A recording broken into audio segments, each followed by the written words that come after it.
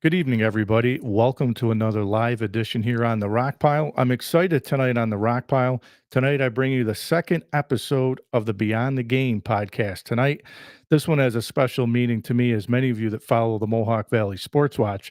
We've had numerous panel discussions with coaches, high school coaches, college coaches, NFL coaches, and more on a very important topic that hits home for me with youth sports, parents, and so much more.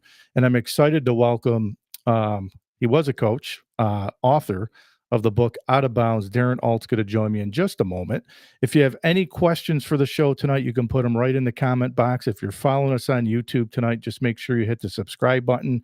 Facebook, Twitter, LinkedIn, any of the social media platforms tonight. I appreciate you tuning in tonight for this special episode. So without further ado, let me bring Darren on now with us.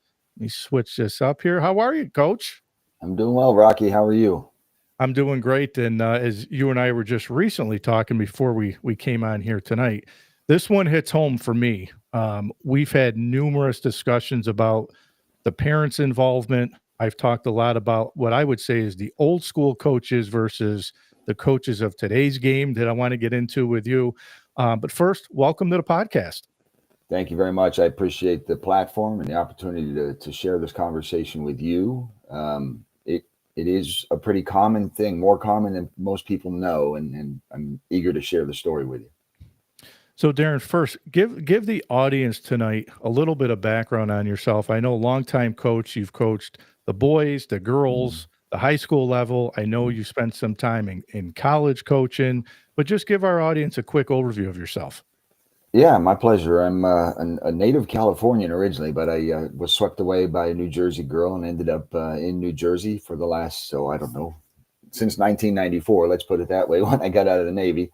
And pretty much right away, well, actually, when I was in the Navy, I started coaching and getting the coaching bug. I was working as an assistant coach at the Naval Academy Prep School in Newport, Rhode Island, which is the college level that you referred to. Yep. And we had a 1 year rotation of kids, sometimes 10 recruits for Navy, sometimes one. And every year was a rebuilding year. And we played people like Harvard JV and Brown JV and some of the big prep schools like New Hampton Prep and Maine Central Institute. So really fun basketball. But also the challenge, like I said, of having to redo every year.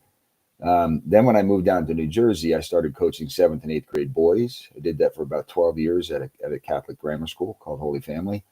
I had a wonderful time, wonderful experience building that program and raising it to the elevation of champions in the leagues on multiple times. Then I got into high school girls coaching when a friend of mine encouraged me at the Catholic high school locally that, hey, this job's opening up. Why don't you go coach girls? And I'd never coached girls. It was always boys and young men. So I was like, okay, that'll be an interesting challenge. And I tell you what, I got into it and I absolutely loved it. And I spent 22 years in New Jersey in the Jersey Shore Conference. Coaching high school girls basketball at the varsity level. Yeah, I'll say this is I had the opportunity this year. So I was giving you a little bit about my background. So I was a head varsity football coach for a little while at a small Class D school here at Sequoia High School in Sequoia, New York. I spent some time with my dad, who was a head varsity coach for well over 35 years. And then I came back here to my hometown school in Rome Free Academy here in Rome, New York, as a modified coach.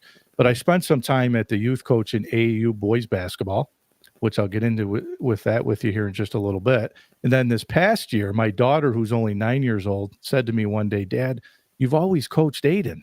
You never coached any girls sports. So I got the opportunity this year, Darren. I coached girls 3rd and 4th grade basketball. And I will tell you, they were better than any varsity, any modified coach, boys sport I've ever coached. They listened. It was so much better. So I said to myself, and I said to my wife, I said, I must have missed something in my day because the girls were a lot easier to coach than the boys were.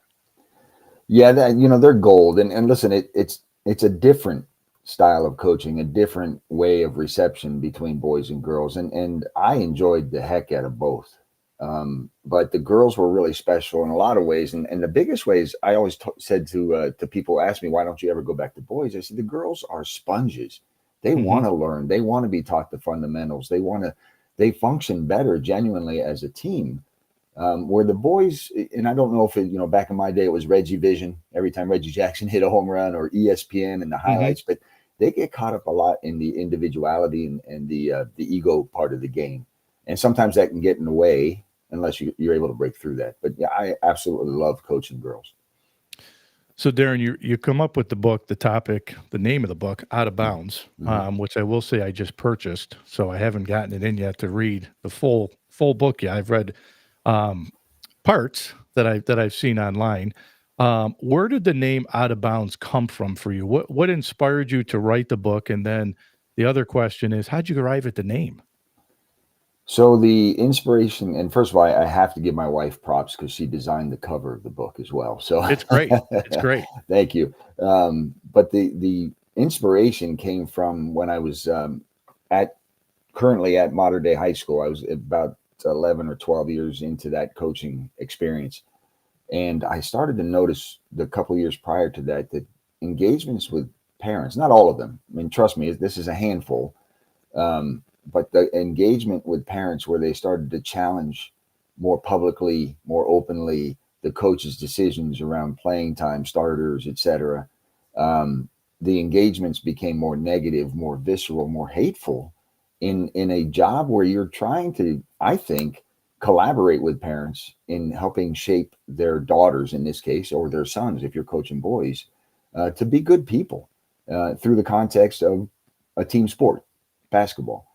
So I started to notice that that was happening more often, and like I said, it was there. There were actual outbursts on sidelines, not just towards me, but sometimes fathers of my team degrading girls that were on that team playing with their Hmm. daughter, very loudly, very publicly. The point, and I write about this in the book, where one young lady, I happened to call out a timeout because I could hear it and I could see it affecting her, melted in my arms crying. You know that this father would say that about her.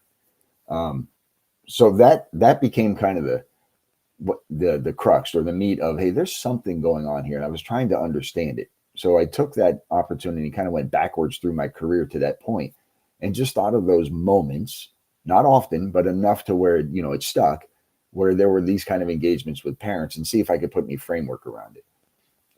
The title itself came from one of those conversations again in the book, where this was a friend of mine who I coached AAU with and had the absolute pleasure of coaching both or two of his daughters on my high school team, where he thought with his oldest daughter that I had given quote unquote her job away. And we're on a phone conversation. And again, because he was a friend, we probably got into areas that I wouldn't do with normal parents.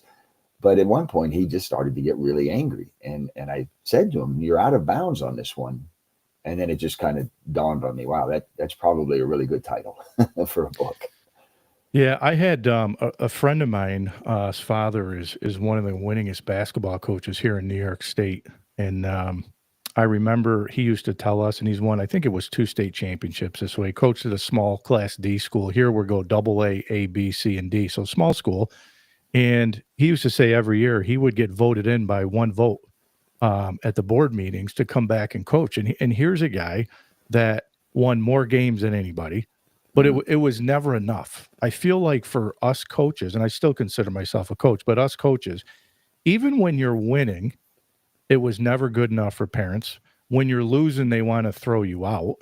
And one thing, and I think you talked about this on another podcast, and I've talked about this, there's a lot of good athletes in our hometown here and a lot of good athletes across the Mohawk Valley where I live.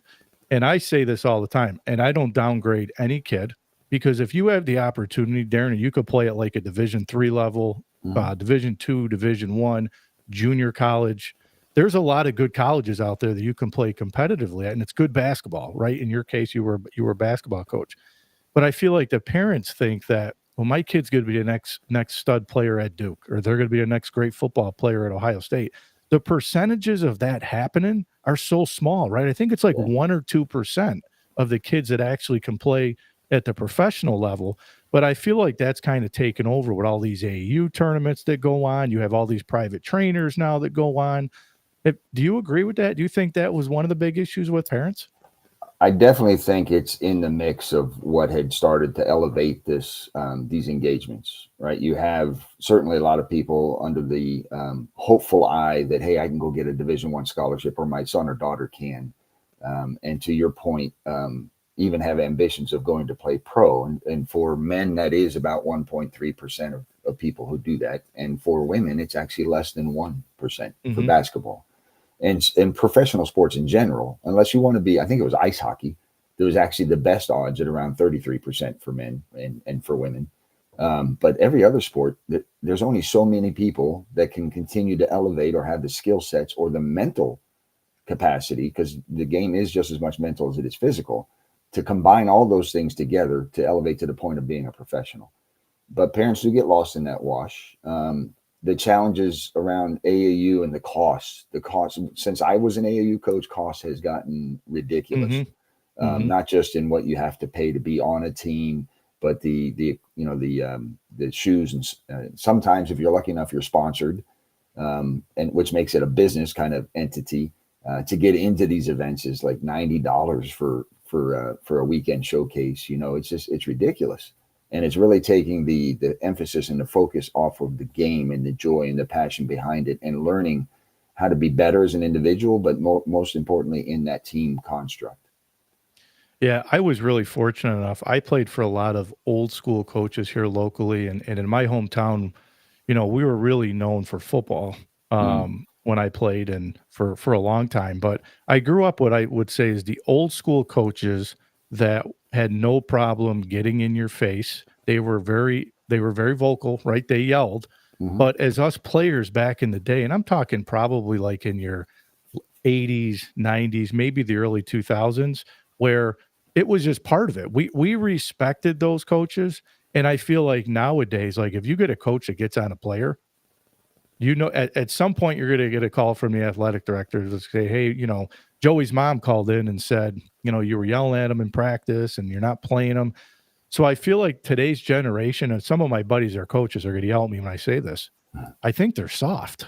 Like, I think they're soft, and I think they've kind of changed their style because they're so worried that they're going to get called in, and who knows, maybe they're going to get fired as a coach because they were too tough. Would you agree with that nowadays versus the older days? Well, I do think there's a lot more looking over your shoulder as to how you administer coaching today, which is a shame, because if, first of all, when you're at a game and you're hearing a coach barking out instructions, or elevating their voice so that they can be heard over the crowd of people and the cheerleaders and everything else that's Yep. going on in Yep. the gym, so that they can be heard to their players. Yeah, it can sound like yelling, it can sound like screaming if you want, but the important part there is to listen to the content of what they're saying, not the volume at which they're saying it, right? And so that can be kind of misconstrued. What people also don't get the opportunity to see is how that relationship is built through practice. The engagement, the build up, the challenge of. I always coach my kids. Push yourself to fail. When we're doing drills, I want you to be working so hard that you're going to lose control of that basketball. And then I don't want you to drop your head. I want you to go race across the court, wherever it Right. is, pick it up and start over again. But you had mentioned the generation of coaches. I think it's the current generation of parents that are afraid of holding their children accountable to those kind of challenges, to failing, to actually allowing them to fail and learn from those failures, to coach to in their home, to elevate their energy and effort, and have expectations out of them, that they will carry that to things they do outside the home. And so I think it's kind of a mushing of those two things. Yeah, and you know what I think's even crazy now today is we have one not too far from here, but there's a couple indoor sports complex, and I was a three-sport athlete. I was basketball, baseball, and football, Mm, and always found time to, whether it was get in a weight room and get some extra shots up for basketball. And it's like nowadays I feel like the three-sport athlete is gone. I yeah. feel like nowadays, like even what I'm seeing with my own son, if you don't play basketball all year round, come basketball season, you might get passed up because somebody might be doing it all year round. What's your thoughts on like the three sport athlete, and nowadays you got some kids that are sport specific. I prefer the multiple sport athlete, to just in terms of avoiding repetitive stress injuries, because they're testing their muscles and the supporting tissues and ligaments and tendons in different ways. They're not constantly putting the same kind of stress on it. They're learning different elements of the game that do translate to basketball or to other sports. Angles on the court, advancing to position yourself for passing, or vision to where you can engage a teammate when you have the basketball. Some of my best basketball players have been soccer players first. As a matter Yeah. of fact, at my last stint at Homedale High School, one of my favorite players, I know we're not supposed to have favorites, but every coach does. One of my favorite players during the COVID year, as we were navigating, coming out of COVID, but as we navigated that year coming out, she actually had the opportunity to and did letter in 5 different sports for the high school. And beyond the playing and the growth and development as an individual and the understanding of teamwork, which is going to transcend sports into everything you do in life, beyond that, she was supporting her school. And I think that's magnificent. Yeah, I feel like as us coaches, you have a lot of incidents where, and I can count on one hand of um, what makes me most proud today is even with my dad, who's older than I am, but when I hear people still call him coach, Mhm. they still come up to me and still call me coach. And I'm talking from years ago, 10, 15 years ago when I coached at a couple schools. The meaning coach to you, what does it mean to you when you hear some of your former players still say, "Hey, coach, thanks for that life lesson that you taught me when you were coach"? Because I know you talk about some of that in your book. Yeah, it's titles the excuse me, titles the wrong word, but it's absolutely an acknowledgement of respect and relationship, friendship to a point that has built this chemistry from years ago. I've had 40, 41-year-old men who come to me today and say, Coach, what I learned as a father, as a man, came from you when I played for you in 7th and 8th grade. I had one young man told me he wanted to go and join the Navy, but his mother wouldn't let him do it, and it was because of what he saw in the values that I showed in practice, and he wanted to replicate those. Young ladies who are now in adults, married, have children, and they just scream from across the shopping center, "Hey, coach!" And run up and give you a hug, and that is the greatest reward. Those relationships that are built in that player coach relationship, and the ones that are not violated certainly by these intrusive parent circumstances. But even those, even the hardest one of those, where there was that conflict, even those are endearing relationships that hold today. And so, as a coach, I didn't get paid much when I was in high school coaching, and I didn't want it. I would have coached for free, and most of my time at the Naval Academy Prep School and in 7th and 8th grade boys was all volunteer. Wasn't getting paid anything, and I would have continued to do that because it was about helping develop these young men and women morally, mentally, and physically to be better people. And I know, Darren, you talk about in the book where you had the incident that led you Mm. to why you're not coaching anymore. And I want to add, like, is there any regrets that you have of how it was handled? And one of the things I know you've talked about in some of your other podcasts is the role administrators play, and we can get into that in a little bit as well because I think administrators now cater um, to parents more now than they ever did.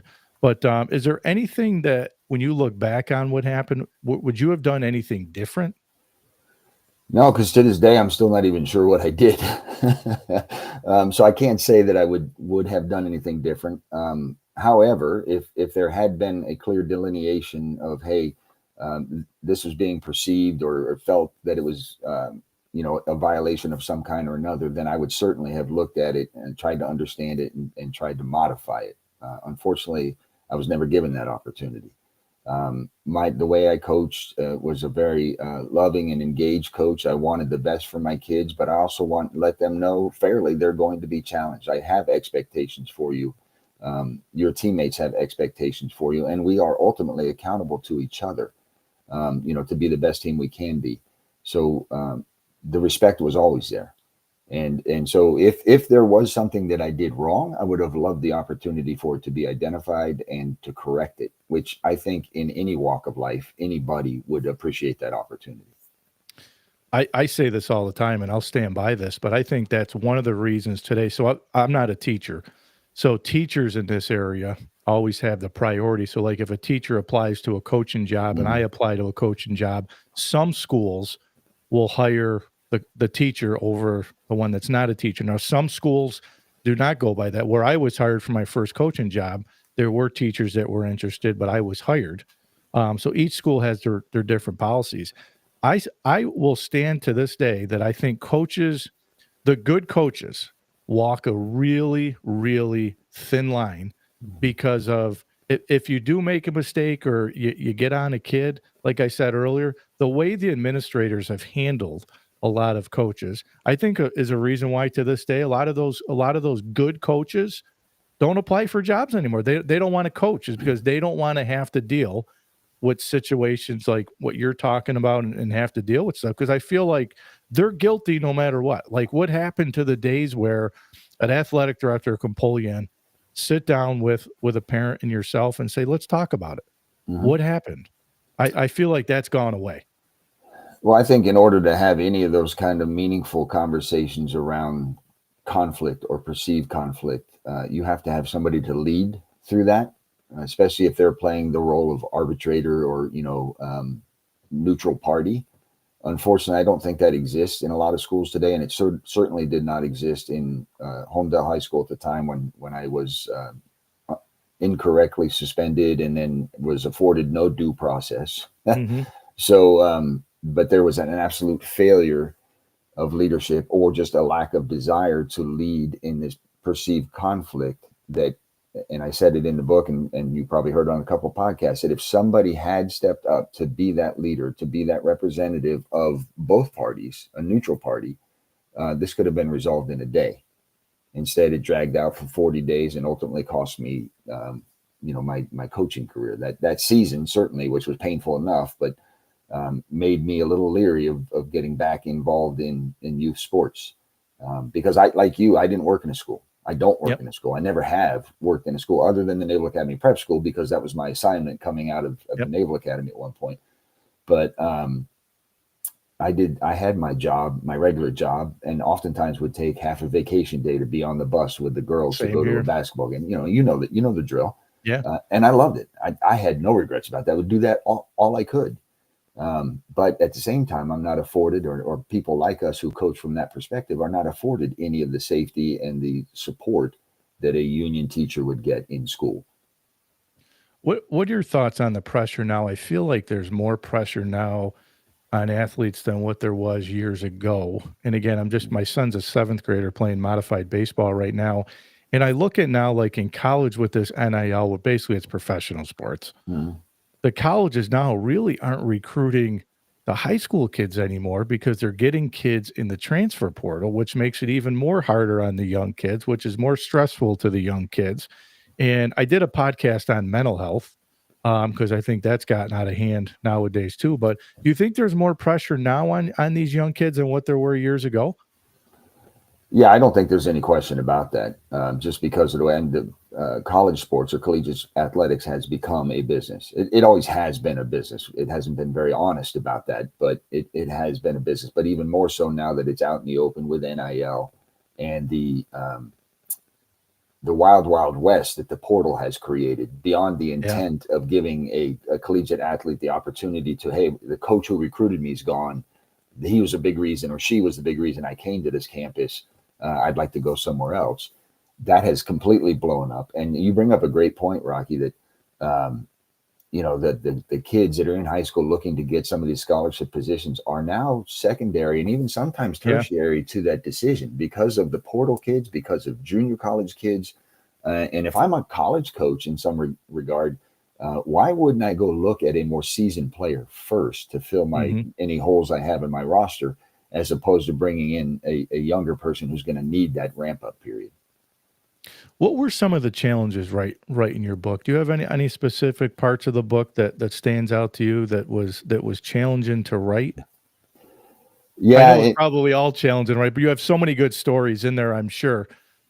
well, there's a couple layers to that onion. So first of all, I wanted the book, I wanted to get the messages, the lessons from the book out in a way that it didn't feel like I was just browbeating people about the toxicity of sports. Yes, it has a lot to do with that. And yes, it's through the lens of basketball. But I think a lot of the conversation that I offer, and I leave it really to the reader to kind of pull that out in from their experiences. But a lot of what I offer is beyond sports, beyond the game of basketball. And so the difficult part, first of all, was making sure I had that balance, and I offer a lot of stories in there that are fun, that are about resilience, that are about accomplishment for the young players through my interactions with them around those more negative stories. So I try to provide that balance, and that was a little tricky. Staying on target was tricky because after 33 years of coaching, I got a lot of things I could share, and the book would have been like Hmm. 3,000 pages long, and nobody would have bought it. But so trying to make sure I stayed focused on what the overarching theme was. And then the biggest complexity, I think, or the challenge was the emotional aspect of it, because well, I should say in between that was the fun of digging back into old memories and Hmm. laying those back out and trying to pull back the actual sequences of events within those memories. That was fun, but the biggest challenge was the emotional aspect, especially around the some of the more visceral meetings or engagements that are laid out pretty well in the book, especially the last, my 4 years at Homedale, and the way that ended so unexpectedly and so wrongly, and having to relive that again after having just gotten to a point where I kind of wasn't thinking about it as much. But it was so much of the meat of or the showcase really of where that parental influence, that negative influence, was just so over the top.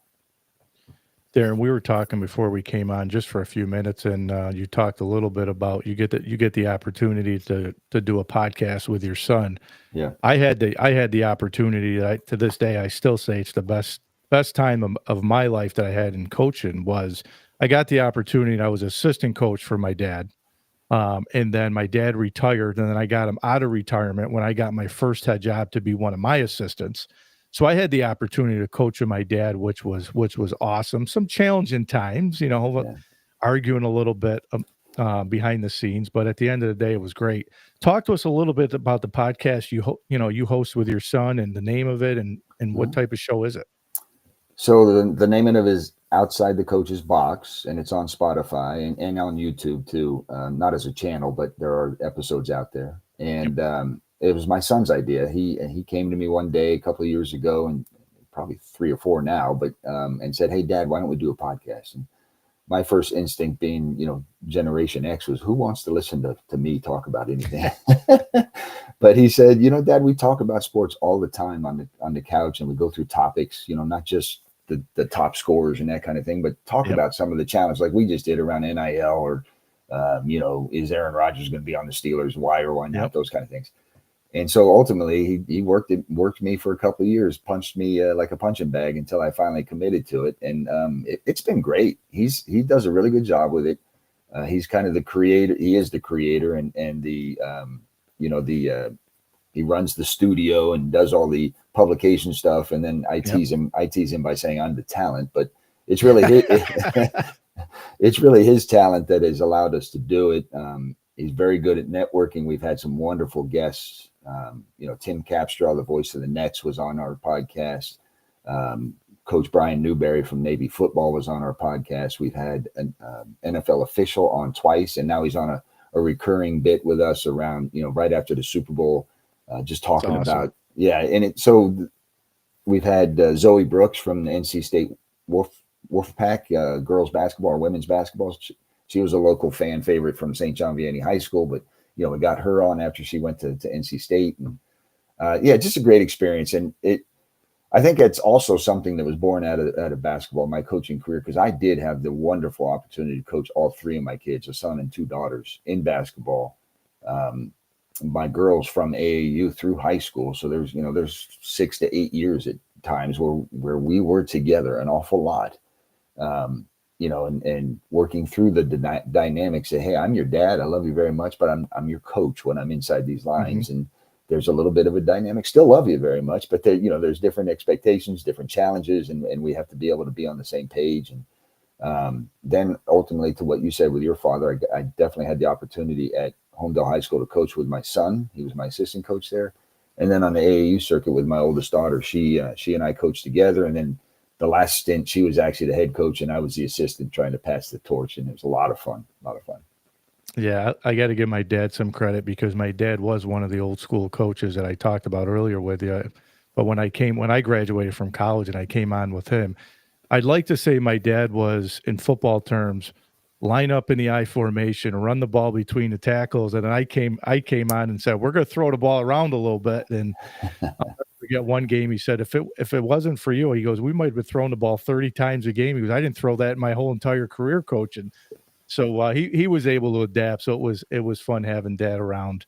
Yeah, Um, that fresh perspective that people offer too, and the combination, the chemistry between coaches is really really important. And the young lady who I hired, who's now we consider her part of the family, um, who I hired as my first assistant at Homedale High School, we sat. The interview was supposed to be like 20 minutes. We sat for an hour and a half talking about basketball and offenses and things that she's done. And she was only in her early 20s at the time.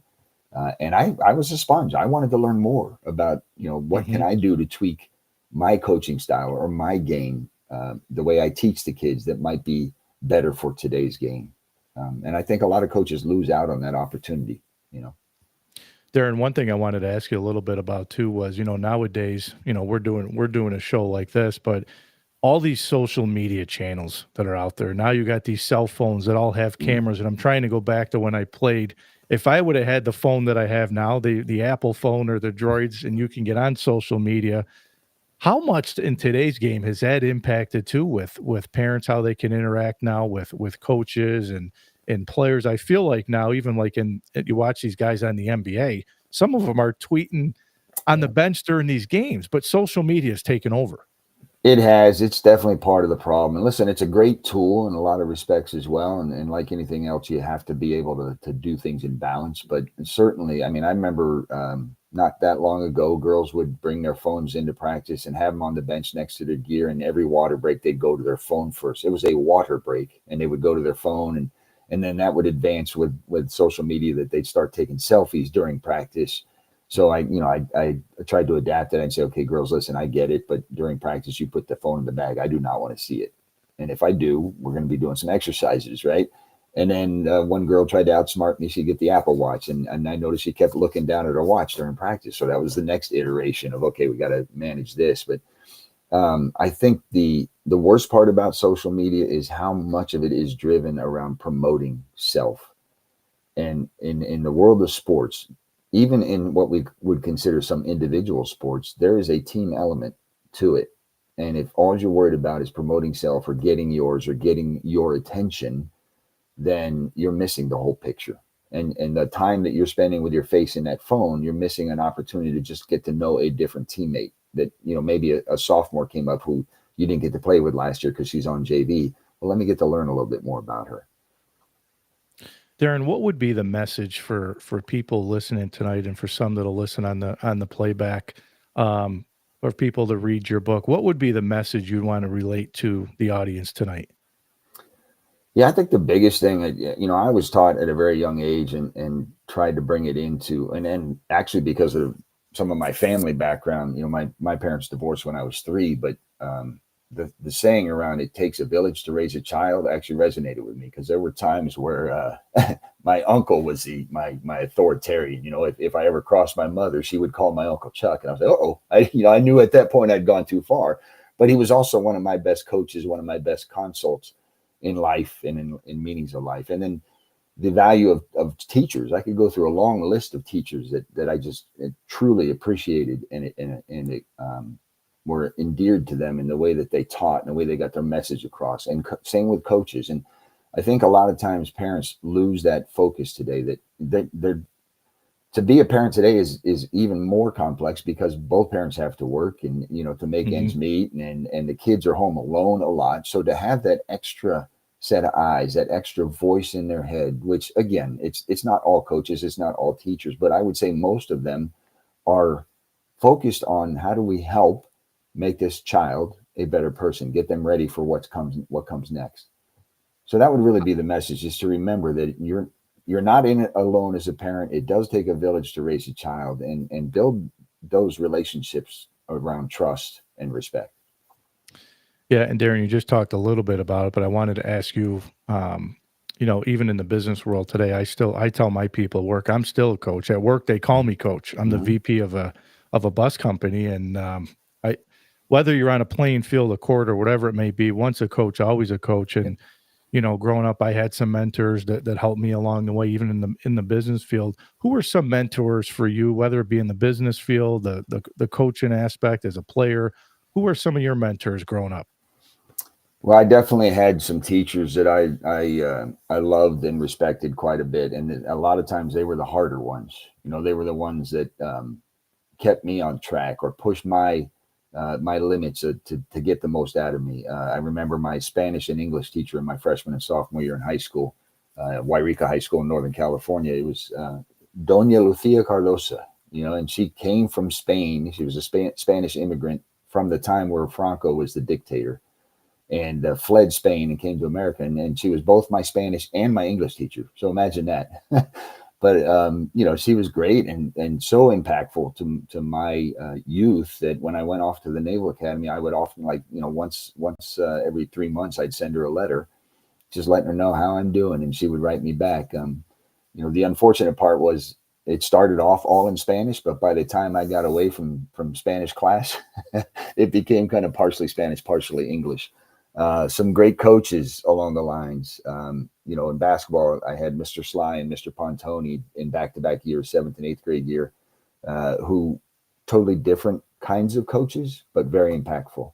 And on the not so good way, I had a couple coaches in early in high school that, I liked them. They were great people. I had a lot of respect for them. I just didn't like the way they managed the game, and I learned from them. The coach I worked with, Tom Marriott at the Naval Academy Prep School, he was a very big influence in me. And that was my first stint in coaching. So moving from being a player to a coach and being able to view the game in a totally different way. I mean, I wish I could have played college basketball after having been a coach, Hmm. because you just see and understand the game in such a different way. And then certainly in my corporate world, my corporate experiences after getting out of the Navy, there was a gentleman who hired me out of the Navy who was a 59 grad from the academy, Howard Berkowitz. I was an 88 grad. He gave me my first opportunity to go to work, and just his leadership, the way he would walk around the building and talk to he knew everything. He knew your wife's name, your kids' names, their ages, and he would stop with a cup of coffee in his hand and just go talk to every single person, get to know them as people, not just his employees. And then go out to the warehouse and do the same the same for our operational team. And just phenomenal example of leadership by example, and getting to know your folks. And in my current job, I just have a wonderful leadership team at Shaw Industries that, you could pick. They're all great, but you could pick little pieces of gold from each one of them and kind of Frankenstein yourself into being a pretty good leader. So the coach Darren of old, Mhm. and we'll say the coach Darren now, what's different? What's changed? A lot of self-improvement. There was when I first got into coaching, I would say I was kind of a bit of a hothead, all for the right reasons, like to protect my kids, to get caught up in the emotion of the game, get caught up in the bad call or whatever it is, and just kind of really intense around that competition. But then I would start to evolve and learn how to manage officials in the game and build relationships with them, because they're important to it as well. Um, you know, help the players understand more about themselves. And this was a real struggle with the girls in particular, that they would come in and just don't have the level of confidence, self-confidence that boys do. And sometimes boys have too much of it, an abundance Yep. of self-confidence. But to be able to help work them through the psychology of the game, that, hey, Michael Jordan talked about it a lot of times. He's known to hit X amount of game-winning shots, but nobody talks about the ones that he missed. And there's a great poster out there somewhere that says Yep. how he missed 9,000 shots, and he just kept working through those failures. Where a lot of kids today, because of the pressures that you mentioned previously, are hung on every single moment, as opposed to, and when there is failure in that moment, they get so absorbed by it that they become almost ineffective in everything else they do. And oftentimes will find their way to the bench, not because they did something wrong, but because they've taken themselves out of the game. And so to help players work through that and understand the concept of next sequence, in a game, which a good buddy of mine had taught me during the AAU days. Think about the next event. No matter what happens Mhm. in the one, good or bad, what's the next event? How can you impact the next thing? So next sequence became that kind of mantra as I got older and more experienced in coaching with the kids and helping them elevate beyond just that particular moment. And one of the last things I wanted to ask you about for some of the young coaches out there that'll be listening here tonight and on the playback, what would be some of your advice to them that are looking to get into coaching, knowing how much tougher it is now than what it was, years ago, having to deal with the parents? Yeah, that's an interesting dynamic because if it's about getting into coaching, if you have that passion to work with young people and help them realize the potential that's within them, and then the best part about it is taking those individuals and having them actually achieve something as a team, um, go for it. There is no greater reward, um, no greater engagement than being able to. And to your point, you said you still do it in work, and so do I. Mhm. But there is no greater connection than being able to help somebody see the light around their ability to do something, and then having them continue to mature and graduate to those next steps. So I would say from that component, go for it, but go for it with eyes wide open because it is it is tense. It is a lot more negative. It is a lot more much more of a struggle in that dynamic between parent and coach today than I've ever seen it. To where it's not just around challenging you and your capabilities or looking to get rid of you because Susie doesn't quite get enough playing time, but they don't see how she practices or that she's always running to the bench to get on her phone and those kind of things that we talked about.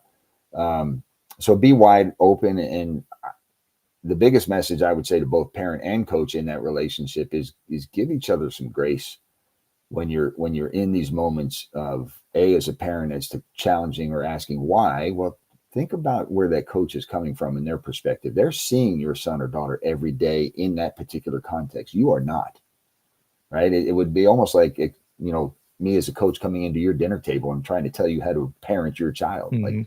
tell that boy to get his elbows off the table or whatever it is. Mhm. And then vice versa, as a coach, when a parent does come hot, don't just dismiss them with, oh, I don't want to talk about this or I don't want to talk about that, but give them the grace to understand that maybe their child had a bad game or the team had a bad game, and it's just not a good time to talk about these things, but be willing to have those crucial conversations around that. And then for both, ultimately around the player, that's where the biggest amount of grace needs to be applied, because kids put a lot of pressures on themselves. Mhm. I talk about in the book about the 24-hour rule. Like, my wife was wonderful, but she would always start to coach the kids right after they got out of a game, and I was like, oh my god, this car ride is going to be horrible. you know but the worst thing I think you can do as a parent or a coach is to harp on that moment, like just to keep reliving it. They know what they did wrong, or what the failures were, or even if in an ugly win that it wasn't quite as good as it should have been. So give them the grace to kind of work through it first. And most kids, I think, will come to you and say, hey, what do you think about my defense, or that kind of thing. And I remember I had some parents waiting for me in a parking lot on a Friday night, after a game and the parents meeting before the year started. I'd say, listen, I don't come to your workplace. All Yeah. I ask is when a game is over, and we played on Friday nights, is, give me the weekend, a Monday before practice or after practice, if you want to come in and talk to me, and, anything like that. But the parents that would wait for you in a parking lot or, Yeah. after a game, and it was like, just give me the benefit of the doubt. Let me talk to your son first. If your son has a problem, why they're not playing. And I remember I had a parent come to me one time and say, why is my kid not playing? And I said, well, your kid hasn't been to practice all week. And they said, well, what are you talking about? I Mm-hmm. drop them off. Mm-hmm. They dropped the kid off, and the kid never showed up for so little things, like that the parents don't know that happens. And like you said, come sit at a practice and watch what goes on. And, it's a lot different than what they come home and tell mom and dad. Yeah, and I think you go back to the word I used before, accountability, right? As a parent, teach your son or daughter some accountability in terms of, hey, the struggle you're having with your coach, whatever sport, or your teacher, whatever class, is an indication of the relationship you do or do not have as a player with your coach or as a student with your teacher. go build that relationship, and putting the emphasis on that son or daughter to learn how to engage people, to learn how to hold conversations, to learn how to question authority, but with respect and courtesy, not just the coach is a nut job and in worse words. So, Darren, how can our listeners, how can they buy the book? How can they follow you and the podcast with you and your son and so forth? Yes, thank you. The book is available pretty much on all outlets. So Amazon, Barnes and Noble, Ingram Spark is a publisher. You can purchase it through them as well. But I know there's a litany of them sites that it's available on, but I don't remember all of them. So the main ones for sure. You can follow me at Coach Ault 88 on Instagram and on X. And then I have a LinkedIn profile. If you're interested, it's just, my name, just look me up. It's pretty obvious who I am in that picture. The podcast is Outside the Coach's Box. It's on Spotify. We absolutely would love and try to engage with people as well. If to get on and listen, and we're open to any ideas because we'll cover just about any topic. Well, I'll tell you what, this was a lot of fun. I feel like I can sit and talk any sport with you here for a while. And I'll tell you what, you're more than welcome to come on the Mohawk Valley Sports Watch here. We can talk some sports. And if you guys ever need a guest out your way to talk about anything, football, basketball, you name it, I'm always willing to come on. But this was great. I purchased a book. I have not gotten it yet. But this was absolutely fantastic. Great insight by you. And I look forward to reading the book and can't thank you enough for taking the time tonight with me. Well, Rocky, thank you. And thank you very much for buying the book. And I hope you enjoy it. And I'd love your input because who knows if I ever do one of these again, but I'm always looking for the opportunity to improve and get better at the things I'm doing. So, but thank you. And we would love to have you on. So we'll get that worked out. Sounds good. I appreciate it, Darren. Have a good rest of the night and enjoy the weekend. All right, Rocky, you too. Be well. Thank you.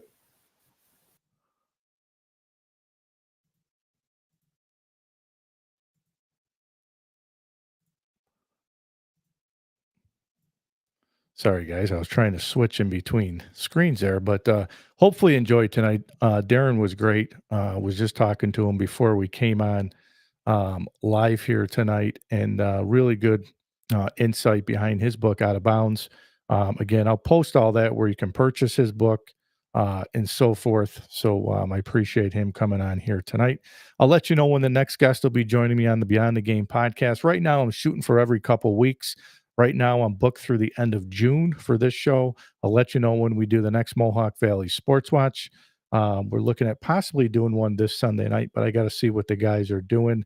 I have not put that show to the side. That show will still continue to air as well as this one. So I appreciate it. I hope everybody enjoyed it tonight. On behalf of myself and the Beyond the Game podcast and the Rock Pile, again, follow me on YouTube, follow me on Facebook, all the social media sites. And I'm also up on Spotify, iHeart Radio, Apple Podcast, and any of your podcasts and platforms and more. So thanks again for tuning in tonight. I'll catch you again soon right here